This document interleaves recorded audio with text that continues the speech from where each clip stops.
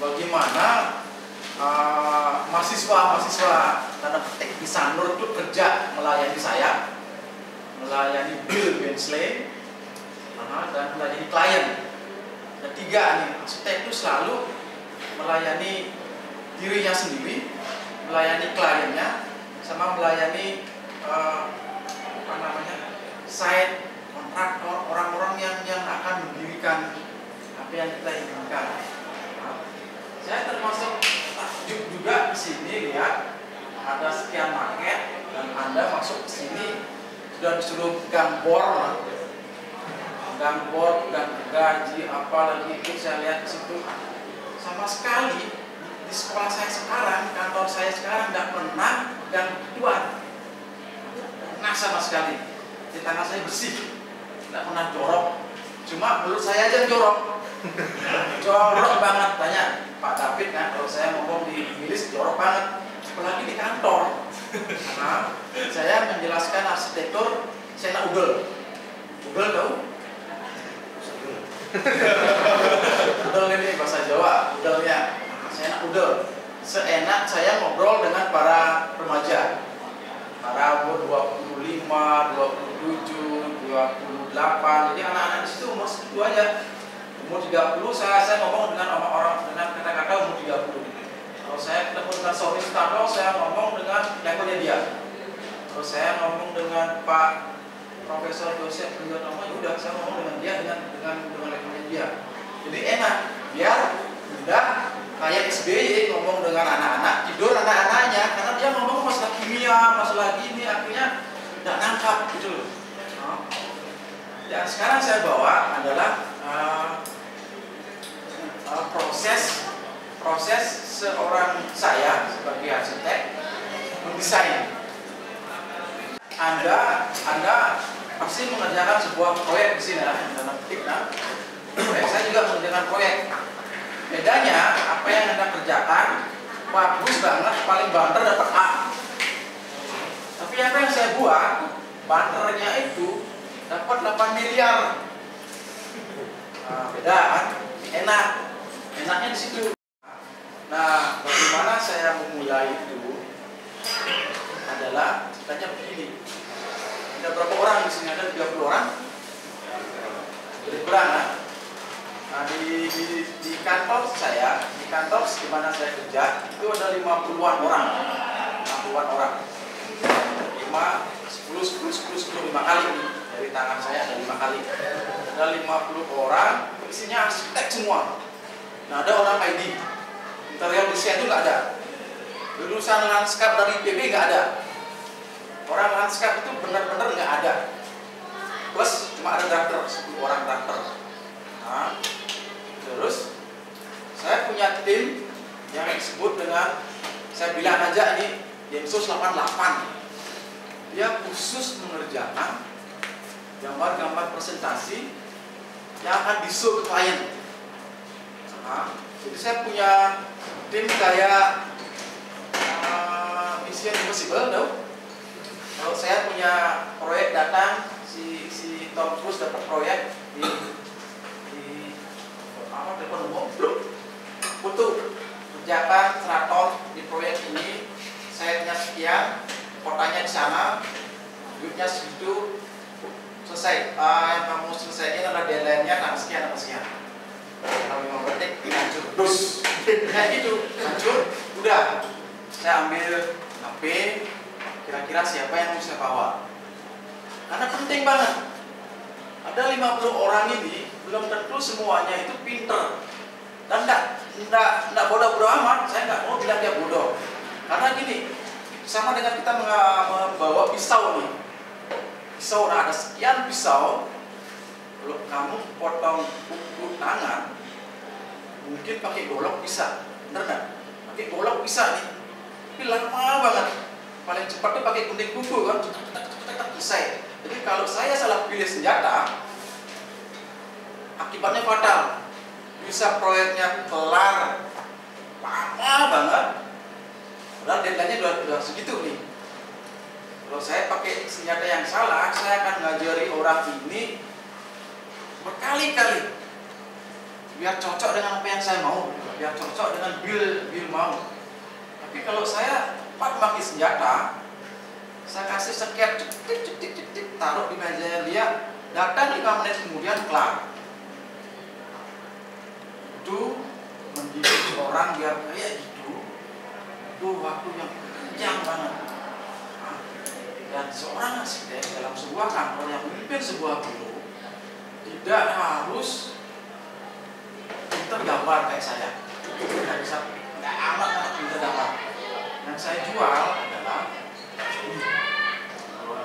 ininya begini.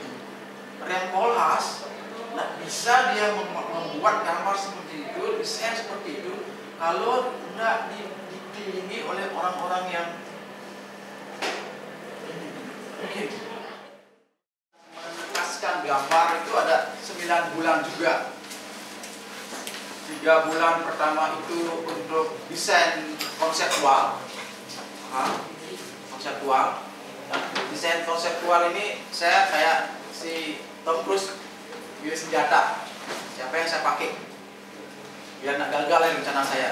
Rencana busuk saya ini untuk menjatuhkan klien itu biar wow, geng. Ini saya perlu senjata. Siapa orang-orang ini cuma saya aja tahu. Jadi orang lain yang nggak terpilih dalam tim ini boleh aja dia merasa jengkel atau apa. Tapi saya punya hak. Saya punya hak untuk memilih siapa yang gabung di tim Densus 88. Di 3 bulan kedua itu ada istilahnya desain development.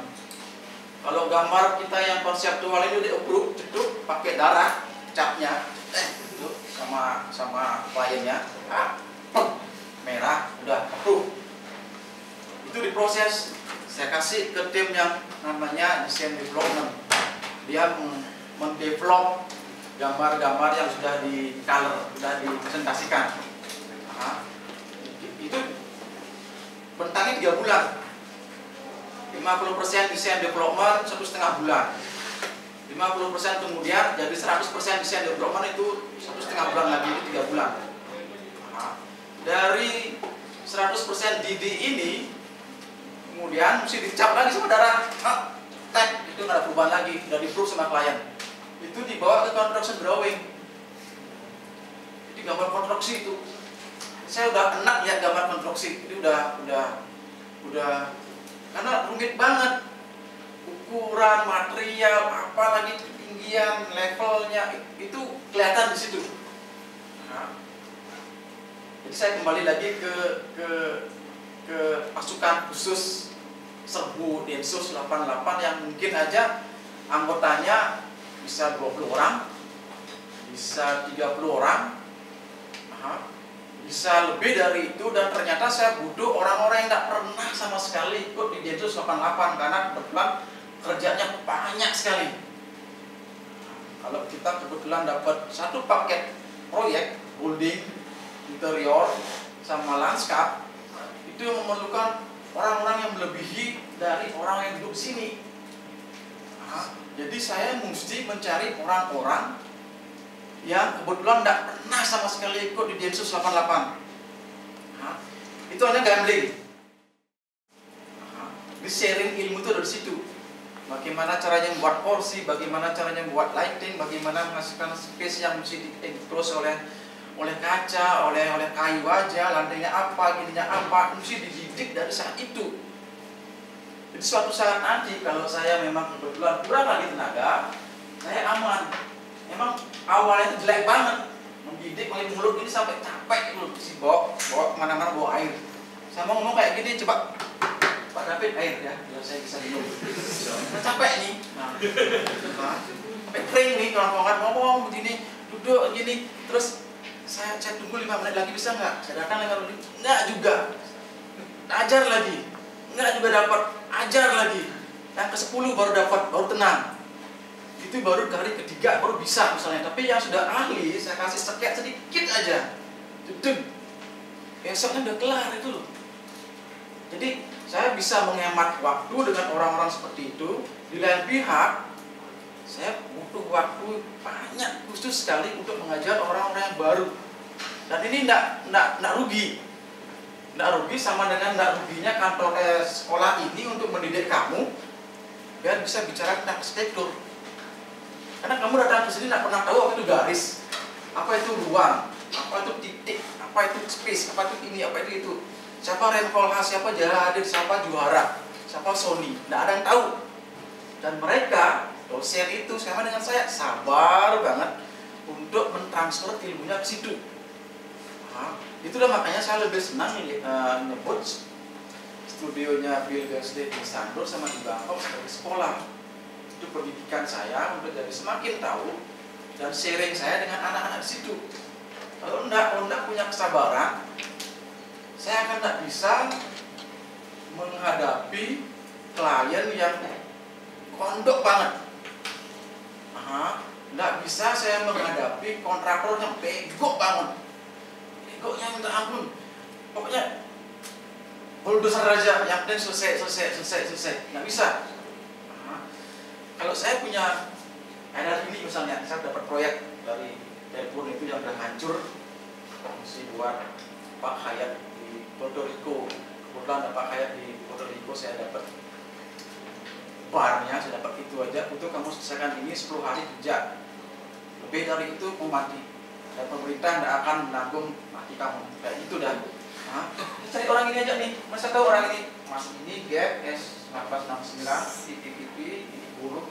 Saya pakai ini untuk tim presentasi. Ini orang-orang ini tidak pernah kerja untuk gambar desain development yang masalah tentang komputer dengan CAD, tidak pernah kerja. Setiap bulan tidak pernah kerja tentang desain development dan construction drawing, tidak pernah. Dia kerja khusus untuk membackup saya menggambar hal-hal yang baru untuk dipresentasikan. Dia aja nih. Jadi ilmu saya pertama sekali jatuh ke orang-orang ini. Ke orang-orang ini aja nih. Jadi saya bilang parkirnya di sini, terus masuknya lewat sini, saya gambar, saya habiskan waktu di Kemang Village. Yang punya sekolah ini, Pak James Yadi, dia punya. Yang punya ini PH. Jadi kebetulan ada beberapa yang sudah kelar, ada beberapa yang belum kelar. Arsitekturnya Building Towernya digarap sama DP si Rida Sobana, orang putih, sama timnya sendiri. Dan interiornya dikerjain sama Tommy Leon, ada beberapa, dan juga Hedge Banner. Nah, si studio kita di Sanur garap lanskapnya plus building outline yang pakai firemesh awak. Terus interior juga ada di sini. Kita gambar bar, kita gambar kontainer. Nah, yang saya bikin yang kemarin kita show kayak ada 3 minggu yang lalu kita show ini. Yang ini, yang hampir ini saya sketch. Saya pergi kayak di Kajorok lagi ya, sendirian di kamar gitu sambil nggak ngerokok sih, cuma ngayal, kerja, dengerin lagu, sendirian nggak diganggu sama siapa-siapa. Dan dapat kayak gini, planningnya ini yang perlu. Kalau ini nggak ada, orang-orang yang duduk ini nggak bisa kerja.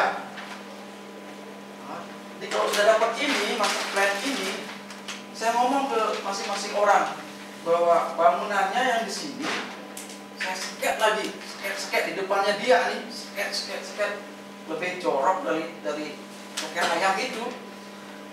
Saya kasih ini, look, saya pindah lagi, yang ini saya kasih orang ini, semuanya dapat bagian. Nah, setelah itu saya datang lagi ke kamar saya, duduk, sementara mereka kerja untuk membangun ini sesuai dengan apa yang saya kasih. Cuma sketch saya yang simpel banget.